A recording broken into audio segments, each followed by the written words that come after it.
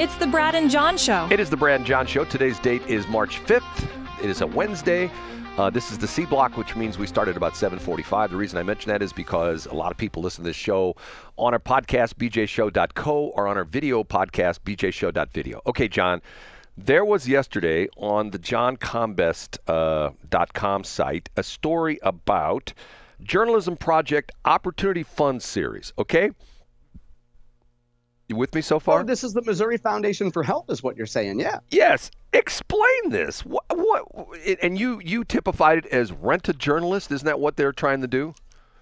Yeah. So that's a great question. So occasionally I'll link to this piece. So for folks who don't know, Brad's referring to, yesterday was Tuesday, March 4th. And there's a group, a nonprofit group in Missouri called the Missouri Foundation for Health. And they partner with the University of Missouri, the publicly funded, taxpayer-funded group, University of Missouri, and they do a thing through KBIA called the Health and Wealth Desk. So they work together on, I think, what could fairly be called progressive content, the Health and Wealth Desk, and they tell stories of people who are downtrodden, people who need a little bit of help. The official explanation of Health and Wealth Desk is they, quote, covers the economy and health of rural and underserved communities in Missouri and beyond. Brad, when I link to stories from the Health and Wealth Desk at KBIA, which is, let's face it, progressive content sponsored by Missouri taxpayers, I also linked to a couple years ago, the Missouri Foundation for Health put out a call because they were looking for a journalist who could provide some progressive content and tell stories that are favorable to the Missouri Foundation for Health viewpoint.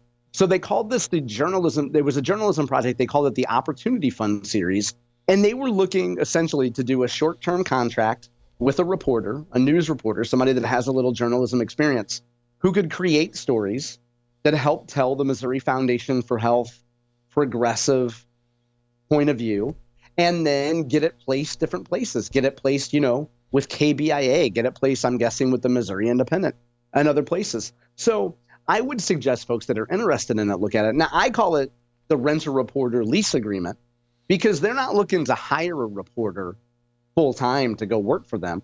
They're a health foundation. They're not going to hire a reporter and put them on the payroll, but they can give them a little bit of cash and, work out a deal with them where they can essentially be a comms guy or a comms gal for a certain amount of money and tell some progressive healthcare stories.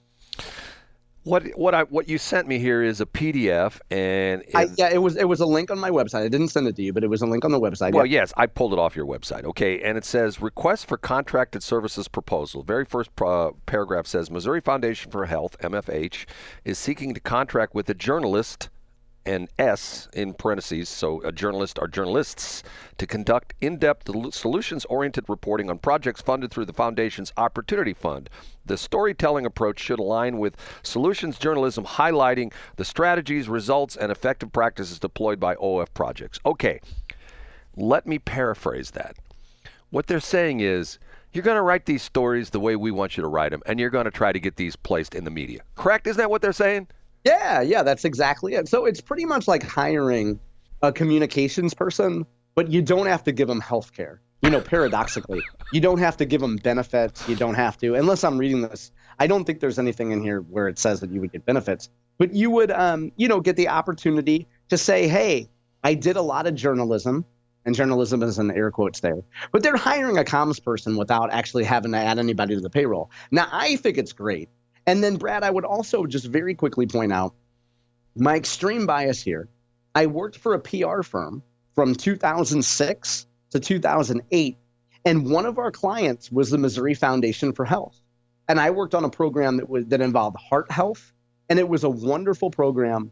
And the people I worked with at the Missouri Foundation for Health, which were focused on heart health, they were fantastic people. And in that respect, they did great work.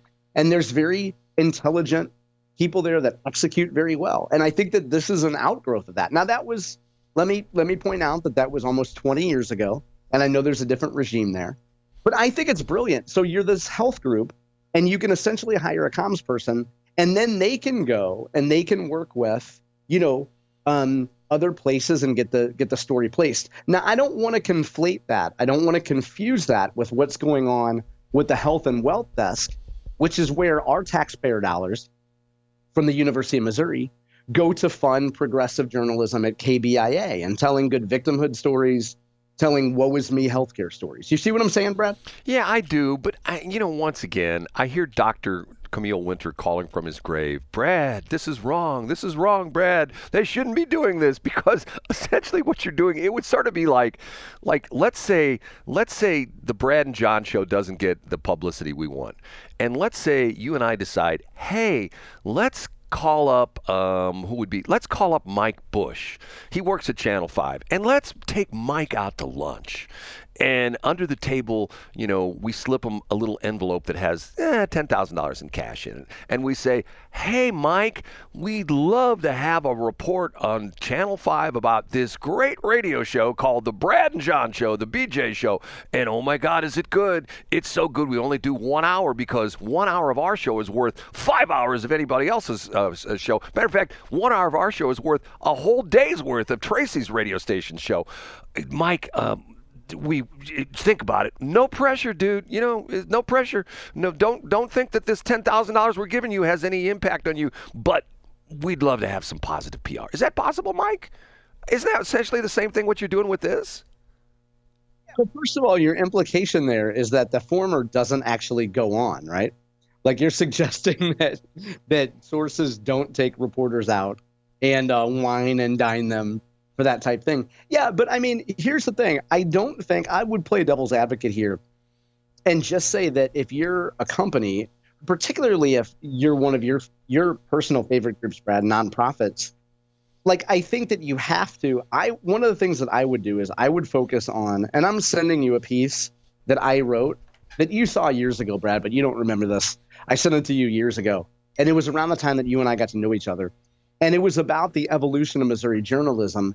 And it was specifically about sponsored journalism and exactly what's going on with Missouri Foundation for Health and other people. I guess my point is, if you're a nonprofit, you should be looking to do something. Or if you're Pfizer, even if you're a corporation, you should be looking to partner with some of these companies in the name of, hey, we're just trying to improve health outcomes. Hey, we're just trying to encourage people to take a vaccine that could save their life. And then you fund quote unquote journalism. And then, now the great thing is, Brad, and let's use you as an example here, and I'm not picking on you, but you know how sometimes on our show, you'll pick up and you'll say, hey, John, can you believe St. Louis Public Radio wrote about whatever? And I'll be like, no, Brad, that's not St. Louis Public Radio. It came from the Missouri Independent. Well, who wrote it at the Missouri Independent? No, it wasn't a reporter. It was an op-ed. Now, I say that I'm not picking on you, Brad, because most people will see something on their favorite website and not invest 5 seconds to say, who wrote this and where did it come from? You get what I'm saying? John, 100%. And I know exactly what you're saying, but let me give you the devil's advocate part of this, okay? If the Missouri Foundation for Health is doing incredible stuff, and they like you say, they had the heart thing, and they do. Don't you think that if they are doing incredible stuff, that the regular journalists who are supposedly unbiased, and I know that's hard to believe, but the regular journalists would find out what they're doing and publicize it? In a perfect world, yes. Yeah. I mean, and there's no but to that. Yes. And for example, when I worked on that, it was called time critical diagnosis, and it was about people who've had a stroke, Brad. And this has popped up over the last few years. People who had a stroke, there was no coordinated program in the state of Missouri. If you were in St. Charles County and the nearest, that's a bad example. If you were in mid-Missouri and if you were in High Hill in Montgomery County and you had a stroke, there was no way for your local Montgomery County EMS to know exactly what stroke doctor was on call, where you could get helicoptered there and get treated in an hour. So time critical diagnosis meant that we could get you to a hospital and the amount of time to help, right? Anyway, the point is, sure, that's a great story, and the Post-Dispatch might cover it once a year. But what if we could hire a journalist to put out an opinion piece once a month and social media posts every week to highlight the value of time-critical diagnosis system. To answer your question, Brad, in a perfect world, journalists would care about health outcomes, but no, they're chasing the Cardinals and they're chasing, the car crash and whatever. Okay, one other comment on this, and John, you're going to laugh when I tell you this. I find it personally offensive that if you look at this Journalism Project Opportunity Fund series, this essentially request for contract service proposals, they have 3 pictures on the top of this PDF. One of them is an old guy who looks like he's much younger than me. Another one is a small kid, cute little kid. And there's a third one who's a Latino woman showing a fair amount of cleavage. It's fantastic. Now, see, I thought she was more of a Persian kitty. I don't think that's appropriate that they should have a woman showing lots of cleavage in this. I'm thinking to myself, come on now. And of course, she's on the left side, and, our eyes are trained to go from left to right. So that's how we see things. Okay, that story's done. Okay, the next thing. And once again, I say that too much. Okay, Chuck Todd says, quote, the mythology of Joe Biden as a family man is all bull sh blank blank t, okay? This is Chuck Todd. And what's now he tells us this? Wait a minute. He's telling this in March? Yes. Where was he in March 2024? Here, let me read this to you. Former NBC Meet the Press anchor Chuck Todd delivered a brutal opinion about former President Biden, calling him a, quote, craven political animal who was more concerned about his political career than his own family. John, isn't this exactly what I said?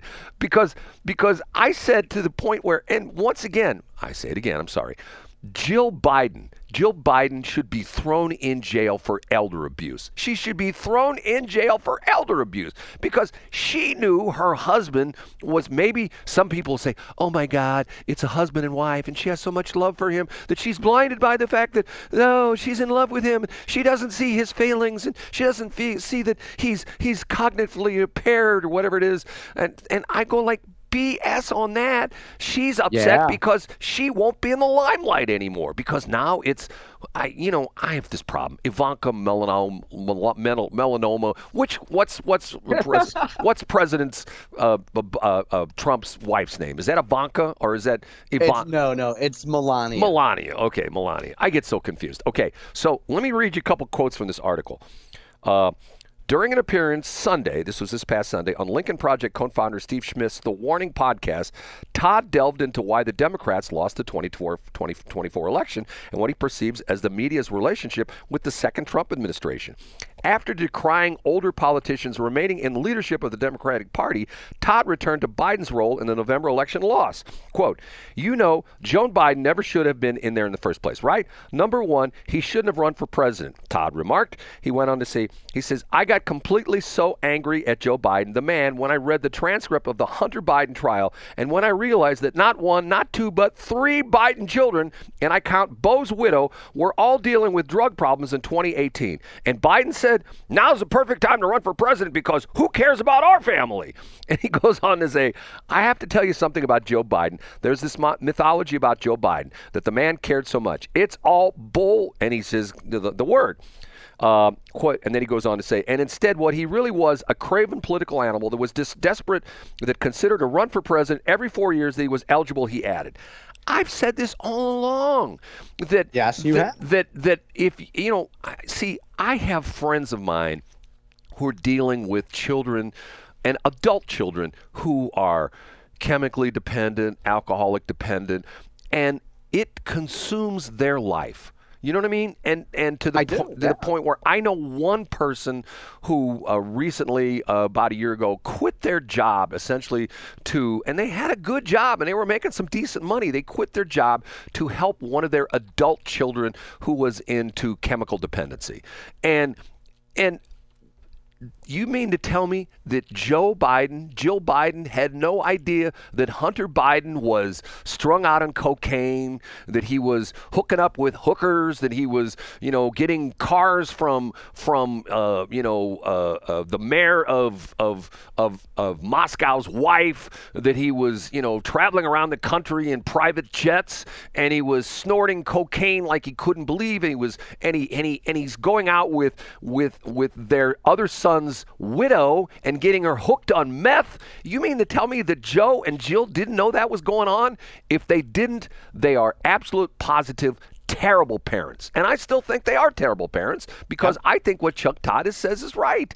This guy was so consumed with his political career that he didn't really give a rat's you-know-what about what his son was doing and how his son infected other members of his family. I mean, I'm telling you, why is it that these liberal journalists and it's like the Jake Tapper thing, they told us one thing when Biden was in office, but as soon as he's gone, then it's like, well, that Joe Biden, he was a terrible guy. He was terrible. And like the thing that Tucker's coming out, not Tucker, I just mentioned the guy's name.